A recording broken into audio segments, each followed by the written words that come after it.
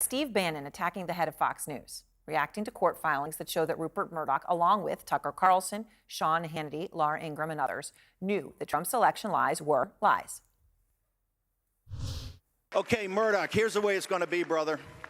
You've disrespected Donald J. Trump long enough, okay? They don't respect you. Read the depositions. The deposition, they have a fear, a loathing, and contempt for you. The Murdochs immediately have to start covering President Trump.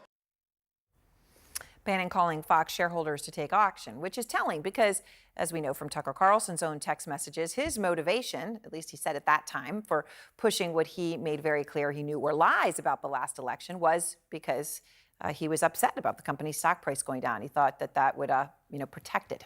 Tom Foreman is out front with more on how Tucker Carlson went all in on the lies.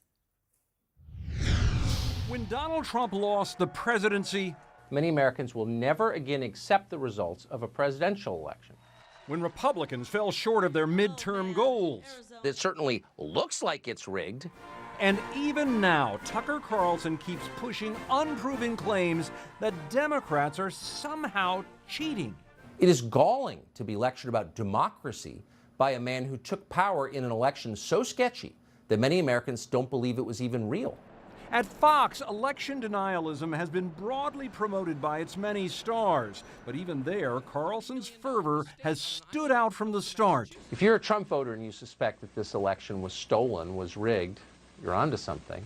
He has savaged the security of elections and the credibility of election officials. The people in charge rigged the game. He's repeatedly pushed wild conspiracies about machine switching votes and only occasionally said that's not been proven.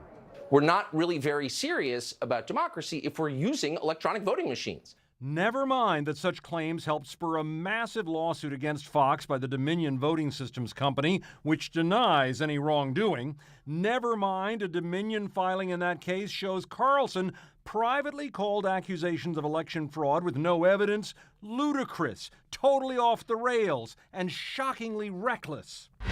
On air and online, Carlson has howled about how unfairly he and other conservatives are allegedly treated. They are tying white nationalist terrorism to Trump voters. Claiming Washington insiders are using the 2021 attack on the Capitol to smear patriotic, peaceful Americans. It was not even close to an insurrection. Court records even say when a Fox reporter dared to fact-check a false claim by the former president, Carlson quickly wrote, "Please get her fired. It's measurably hurting the company. The stock price is down."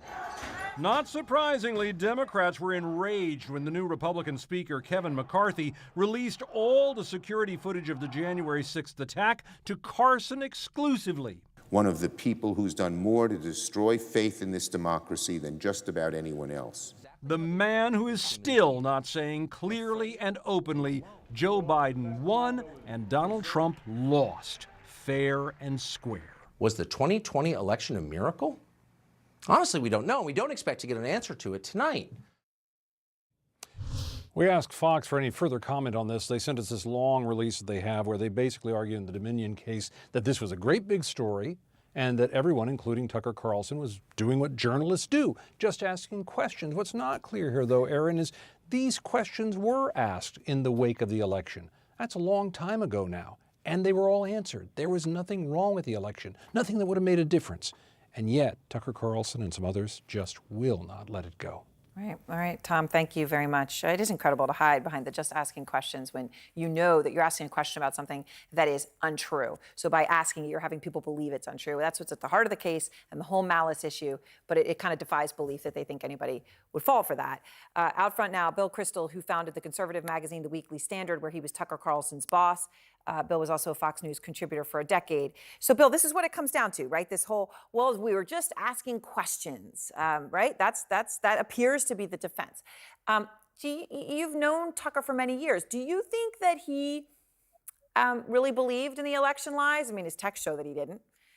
Or are you surprised about how he said one thing on the air and was saying the opposite off air? I mean, I haven't spoken to him for quite a while, so maybe he's changed some. But no, he doesn't believe the lies. He's lying. I mean, people are unwilling to just say the obvious fact. It's not that he's asking questions. It's not that he's a little bit disingenuous or says different things on air than off air, though that is the case, of course. He is consciously lying for the sake of power, for the sake of money, for the sake of celebrity, for the sake of his own, well, what he sees as his own stature in a Trump America, a Trump administration certainly, and there you are, and that's true of others at Fox as well. And Fox sanctions it. I mean, And let's just be honest. This is not like a confusion or a no. misunderstanding or a little bit of lax, rules and administration by Fox. Yeah, and one interesting thing too, when you think about it, is Bannon today, right? Bannon coming out. Now I know Bannon has kind of started to say he's more of the real right winger, right? The real voice of the people as opposed to Fox News. Okay, that's true. But what's interesting is it seems that Fox's hope has been that their base viewer will not pay any attention to any of this. They're not talking about it on their network. No one's going to hear about it. But Steve Bannon just went out at the top, conservative event and said, Fox News disrespects you. Don't have anything to do with them. Does that matter? And that's, of course, because Steve Bannon remains a Trump supporter. Trump pardoned him for the crimes for which he was convicted. And Fox has turned to be for DeSantis, I guess, at Murdoch's direction. So there's a little fight here among the different kinds of liars and fraudsters, frankly. And, they're sniping at each other. But no, Fox. What's most interesting, I think, from what I've read of the deposition, is that Fox was most concerned not about the truth, not about doing something civically responsible to stop whipping people up, which ultimately led to January 6th, among many other bad things in our country. Fox was the opposite. Fox was worried that someone would get more extreme than they and take viewers away from them. That began to happen after they called the election correctly, called Arizona correctly on election night and proclaimed Biden the winner, which was true.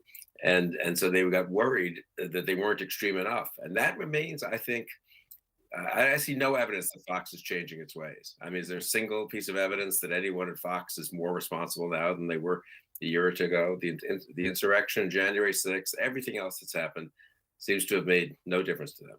Right. Well, they've given their most powerful and important slots as they see them to people who put that forth. Obviously, there are some, fantastic journalists there, but that is not what we're talking about right now. All right. Thank you very much, Bill.